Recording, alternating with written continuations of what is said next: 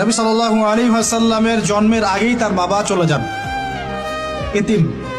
ইতিম মুহাম্মদ সাল্লাল্লাহু আলাইহি ওয়াসাল্লাম।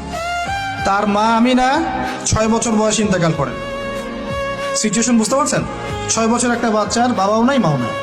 তার দাদা আব্দুল মুত্তালিব তাকে সাথে রাখেন, খুব আদর করেন, খুব মহব্বত করেন, যেখানে যান সাথে করে নিয়ে যান। তিনি নেতা মানুষ, তার পাশের চেয়ারে তাকে বসতে দেন, বলেন আমার এই নাতি একদিন সাইয়্যেদ হবে, নেতা হবে, এই কথা বলেন। তিনি ইন্তেকাল করলেন 8 বছর বয়সে। তারপরে দায়িত্ব পেলেন চাচা আবু তালেব। নাম কি? এই 8 বছর বয়স থেকে নিয়ে নবী সাল্লাল্লাহু আলাইহি ওয়াসাল্লাম নবী হয়েছেন 40 বছর বয়সে, আর মক্কায় ছিলেন 13 বছর, প্রায় 53 বছর। প্রায় 53 বছর পর্যন্ত, 8 থেকে 53 বছর পর্যন্ত এই যে লম্বা সময় চাচা আবু তালেব নবী সাল্লাল্লাহু আলাইহি ওয়াসাল্লামকে পাহাড়ের মতো প্রোটেক্ট করেছেন, পাহাড়ের মতো। পাহাড়ের পিছনে আপনি দাঁড়ালে কি বাতাস লাগবে? এভাবে তিনি প্রোটেক্ট করেছেন নবী সাল্লাল্লাহু আলাইহি ওয়াসাল্লামকে। তার সন্তানদেরকে যা খাওয়াতেন তার চেয়ে ভালোটা নবীকে খাওয়াতেন সাল্লাল্লাহু আলাইহি ওয়াসাল্লাম। স্পেশাল রান্না তৈরি করে তাকে ডেকে নিয়ে বসতেন, কারণ এতিম ছেলে, মনে কষ্ট আছে, হয়তোবা সবার সামনে বলতে পারে না, ব্যাপারটা বুঝেন না? তিনি এইভাবে ট্রিট করতেন। এমনকি নবী হওয়ার পরে আল্লাহর নবী সাল্লাল্লাহু আলাইহি ওয়াসাল্লামের বিরুদ্ধে পুরা সমাজ চলে গেল। কেউ গালি দেয়, কেউ বলে সাহের, কেউ বলে কাযযাব, কেউ বলে ফারিকুল জামা। মানুষ গালিগালাজ শুরু করলো, নিন্দা গীবত তহমত শুরু করলো, অর্থনৈতিক বয়কট শুরু করলো, সামাজিকভাবে বয়কট করা শুরু করলো। এমন কোনো অত্যাচার নাই যা নবী সাল্লাল্লাহু আলাইহি ওয়াসাল্লামকে করা হয় নাই। বুঝতে পারছেন কথা? এইরকম একটা সিচুয়েশনেও চাচা আবু তালেব তিনি বলছেন, তারা তোমার দিকে আসতে পারবে না দলে দলে যতদিন আমি আবু তালেব দাফন হচ্ছি না মাটির তলে। কথা বুঝতে পারছেন? তারা তোমার দিকে আসতে পারবে না দলে দলে যতদিন আমি আবু তালেব দাফন হচ্ছি না মাটির তলে। এইরকম মানুষ চাচা আবু তালেব। মানে আমরা যারা এখানে উপস্থিত আছি, বাংলাদেশে 16 কোটি মুসলমান, সারা বিশ্বের যে এত কোটি মুসলমান, তার মধ্যে বেশিরভাগ মানুষকে যদি আপনি এক পাল্লায় রাখেন, চাচা আবু তালেবের অবদানটাকে আরেক পাল্লায় রাখেন, ওই পাল্লা ভারী হবে ইনশাআল্লাহ।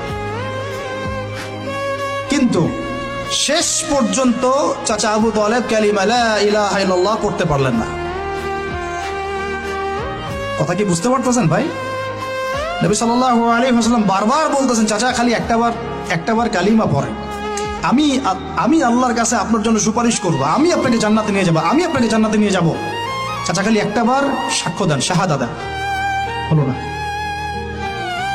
হাদিসের মধ্যে আসছে চাচা আবু তালেবকে জাহান্নামের সবচেয়ে উঁচু স্থানে রাখা হবে, যেখানে তার পায়ের গোড়ালি বা টাকনু পর্যন্ত আগুনে পুড়বে, এতেই তার মগজ টকবক করে ফুটতে থাকবে। নাউযুবিল্লাহ।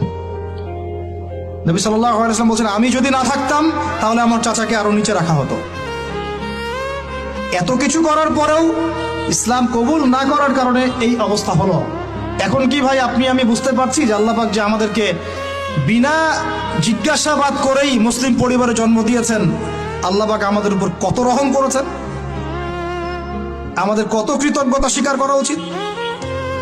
বিশ্বাস করেন, আমাদের যে সকালবেলা টয়লেট হয় না, ওয়াশরুমে যান, টয়লেট করেন, আলী ইবনে আবি তালেব রাদিয়াল্লাহু আনহু এরকম বাথরুম থেকে বের হয়ে পেটে হাত দিয়ে বলতেন, মানুষ যদি জানতো এই যে শুধু ক্লিয়ার করে টয়লেট হওয়াটা কত বড় নেয়ামত আল্লাহ পাকের, তাহলেও সারা জীবন সিজদায় পড়ে থাকতো।